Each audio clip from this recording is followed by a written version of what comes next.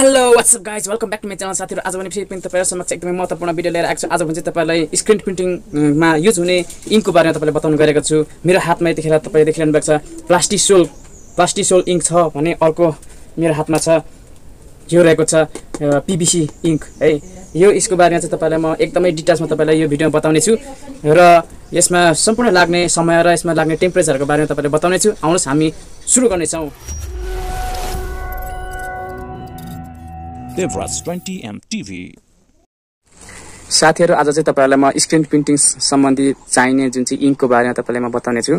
यो दुईटै screen printing सम्बन्धीको ink हो, तर यो इङ्कमा चाहिँ यो एउटा इङ्क छ, यो प्लास्टिसोल भन्ने इङ्क छ। यो प्लास्टिसोल भन्ने इङ्क चाहिँ तपाईको टी-शर्ट प्रिन्टिङ अनि कपडा प्रिन्टिङहरुमा युज हुन्छ भने यो इङ्क चाहिँ तपाईको कागजमा हैन, कागजहरु पेपरहरुमा चाहिँ तपाईले प्रिन्ट गर्दाखेरि प्रिन्ट गर्नको लागि यो बनाएको प्रोडक्ट हो। र यसको प्लास्टिसोलको गुण चाहिँ कस्तो हुन्छ भने जस्तै यो प्लास्टिसोल इङ्क चाहिँ तपाईले घाममा सुकाएर सेट गर्छु भनेर तपाईले नसोच्दा हुन्छ, किनभने यसमा घामबाट आउने जुन चाहिँ ताप छ त्यसको चाहिँ त्यसले चाहिँ 40 डिग्री सेल्सियस भन्दा माथि तातो हुँदैन। तर यसलाई चाहिँ 100 डिग्री सेल्सियस देखि तपाईको 120 डिग्री सेल्सियस सम्म चाहिँ यसलाई ताप लगायो भने मात्रै के हुन्छ, यो प्लास्टिसोल इङ्क चाहिँ सेट हुन्छ है।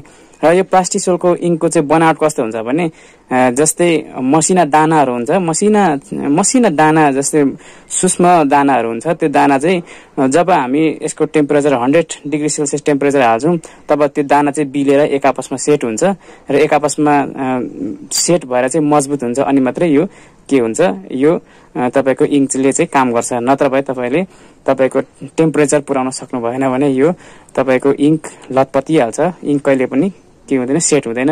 इङ्क कहिले पनि तपाईले टी-शर्टमा युज गर्न सक्नुहुन्न। त्यही भएर तपाईले 100 डिग्री सेल्सियस देखि 150 डिग्री सेल्सियस सम्मको तापक्रम भएको जुन हिटर हुन्छ, त्यो के भन्छ, हिटर हट गन हुन्छ, त्यसले चाहिँ हान्नुपर्छ र तपाईको इङ्कलाई सुकाउन सक्छ। जस्तै यहाँ तपाईले देख्नुहुन्छ, यो आज भन्दा मैले 1 वर्ष अगाडि मैले यो खोलेको यो इङ्क अहिलेसम्म सेट भएको छैन। किन भन्दाखेरि चाहिँ मसिना दानाहरू हुन्छ यसभित्र हैन, एक आपसमा दाना हुन्छ, तर दाना चाहिँ के हुन्छ, लिक्विड घिउ जस्तो जमेको बसेको हुन्छ।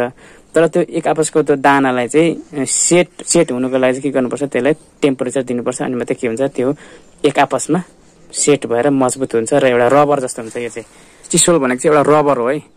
जस्तै रबरको जुन चाहिँ पाउडरलाई कुनै पनि सेपमा तपाईले राख्न सक्नुहुन्छ भने त्यसलाई त फुल टेम्परेचर चाहियो, त्यही अनुसारले यो प्लास्टिसोलको यो जुन इङ्क पनि त्यस्तै हुन्छ। यसलाई चाहिँ फुल टेम्परेचर हाल्नुपर्छ, अनि मात्रै त्यो टेम्परेचरले चाहिँ यसलाई सेट गर्छ र यसले सेप दिन्छ है त गाइज।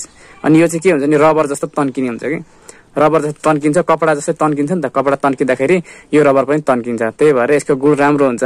यदि यो जस्तै यो PVC जस्तै चाहिँ हार्ड हुनु भने चाहिँ के हुन्छ, रबर तन्किँदाखेरि त्यसको इङ्क चाहिँ जुन चाहिँ झुरिएर झर्न सक्छ। त्यही भएर प्लास्टिसोल चाहिँ जुन कपडा सँगसँगै तन्किने यसको गुण हुन्छ। त्यही भएर हामी टी-शर्टमा प्लास्टिसोल इङ्क युज गर्छौं भने हामी कागजहरुमा चाहिँ PVC इङ्क युज गर्छौं। र PVC इङ्कको चाहिँ गुण के हुन्छ भने PVC इङ्क चाहिँ तपाईले 5 देखि 10 मिनेट भित्रमा यो तपाईको इङ्क चाहिँ पेपरमा एट्याचमेन्ट हुनुबित्तिकै सुकिहाल्छ के, एकैछिनमा कक्रक्कै सुक्छ।